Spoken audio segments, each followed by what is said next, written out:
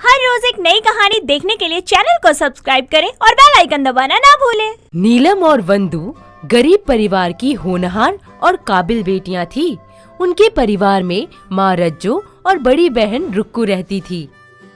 ऐसे ही एक दिन सब जमीन पर बैठकर नाश्ता कर ही रहे होते हैं। अरे नीलम, वंदु, कहाँ हो तुम?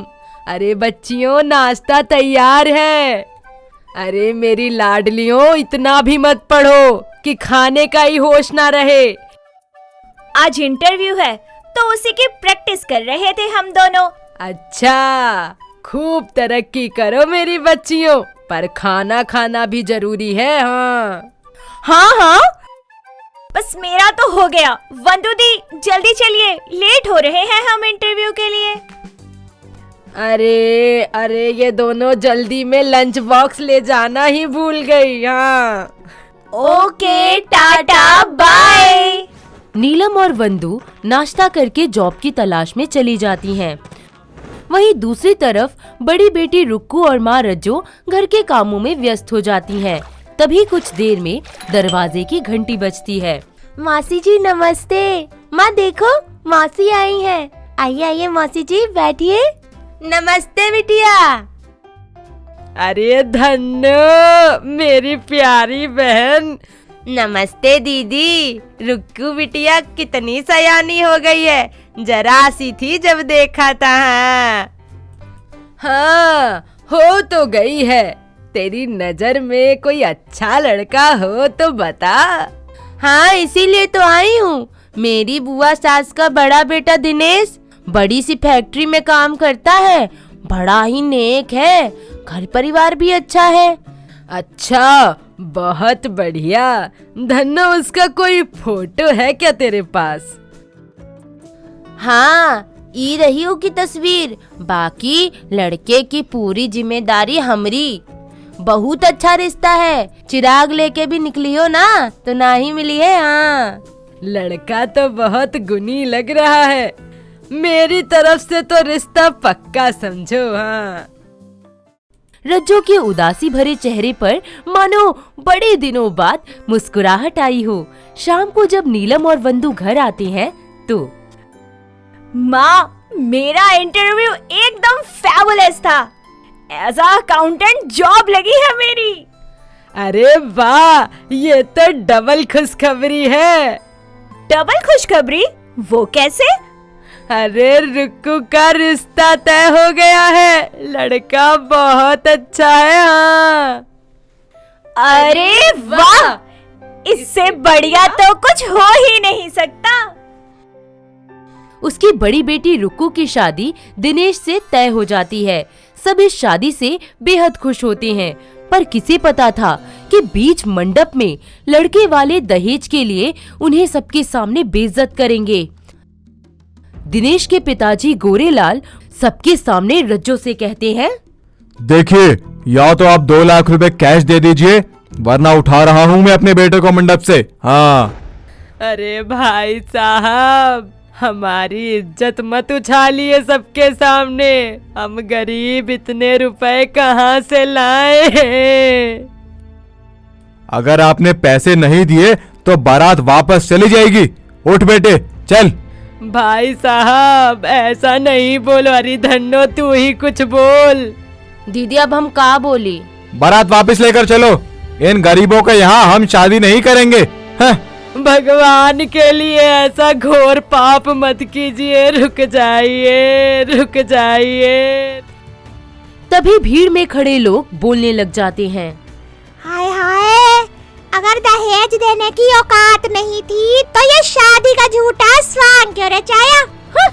शादी में आए लोगों की तरह तरह की बातें रज्जो को बहुत चुभती हैं। उसे बेहद शर्मिंदगी महसूस होती है। वो गोरेलाल की आगे शादी को रोकने के लिए बहुत गिड़गिड़ाती है। इसके बावजूद भी बारात वापस ले जाते हैं। वहीं शादी टूटने की बात से रज्जो की बड़ी बेटी रुक्कू को बहुत सदमा लगता है। वो चुपचाप कमरे में जाकर खुद को फांसी लगा लेती है। जैसे ही रज्जो उसके कमरे में जाती है तो हाय रुक्कू, ये क्या कर लिया तूने मेरी बच्ची?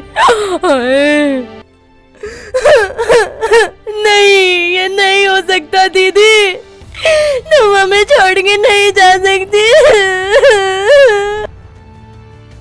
रक्कू दी, ये क्या कर लिया आपने? आपको हम पर भरोसा नहीं था क्या? आप हमें छोड़कर क्यों चली गई दीदी, क्यों? किसी को नहीं छोड़ूंगी जिनकी वजह से मेरी बहन का ये हाल हुआ है। नीलम, माँ, अपने आप को संभालो। अपनी बेटी रज्जो को फांसी के फंदे में झूलते देख रज्जो को लकवा मार जाता है। वंदु और नीलम का रो रो कर बुरा हाल हो जाता है।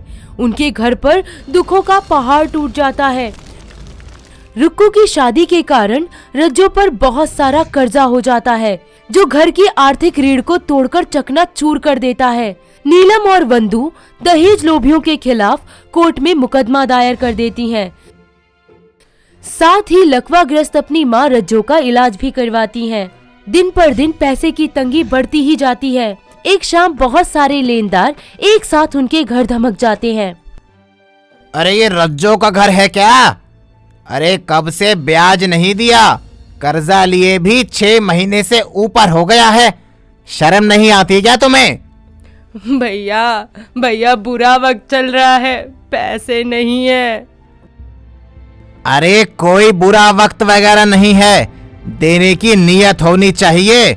बहुत हरामी चीज हूँ मैं, बता रहा हूँ।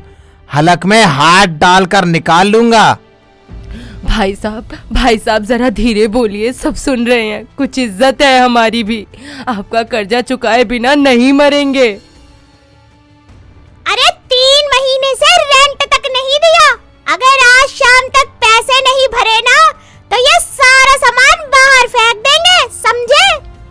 फिलहाल हमारे पास पैसे नहीं हैं। देखिए, जैसे इंतजाम हो जाएगा आप तक आपके पैसे पहुंचा देंगे। आपके पैसों को लेकर कहीं भागेंगे नहीं हम। इन गरीबों का तो रोज रोज का यही रोना है। कल शाम तक अगर पैसे नहीं पहुंचाए तो तुम और तुम्हारा सामान दोनों रोड पर नजर आओगे, याद रखना। हाँ? उनकी ऐसी बातें सुन दोनों बहनों को रोना आ जाता है। अपनी गरीबी और मुसीबत भरे इस हाल को देख नीलम वंदु से बोलती है, भगवान किसी को ऐसे दिन न दिखाए दीदी, जैसी विपदा हम पर आई है। 2 दिन से खाना नहीं खाया है, ऊपर से ये लेनदार, पता नहीं अब क्या होगा। हाय नीलम, तेरी और मेरी सारी सैलरी तो माँ के इलाज में चली गई, बाकी किस्तें देने में। बहन, घर में खाने का एक दाना नहीं है, ऊपर से किराने वाले ने भी उधार देने से मना कर दिया है। अब क्या होगा यार? दोनों बहनों की कड़ी मेहनत मशक्कत आर्थिक हालत से टूट के बिखर चुके घर को संवार देती है। वंदु और नीलम अपने ऑफिस से एडवांस सैलरी लाकर शाम तक लेनदारों के पैसे चुका देती हैं। वहीं दहेज लोभी गोरेलाल को भी कोर्ट उम्र कैद की सजा सुना देता है। कुछ समय बाद उनकी माँ रज्जो की हालत भी सुधरने लगती है और फिर क्या, वो अपनी दोनों होनहार बेटियों की शादी बिना दहेज के काबिल लड़कों से करवा देती हैं। तो क्या आपके आसपास भी ऐसी होनहार बेटियां हैं? अगर हैं तो हमें कमेंट करके जरूर बताएं। दोस्तों, अगर आपको ये कहानी पसंद आई तो इसे लाइक करें, शेयर करें और कमेंट करके बताएं कि कहानी में आपको सबसे अच्छा क्या लगा।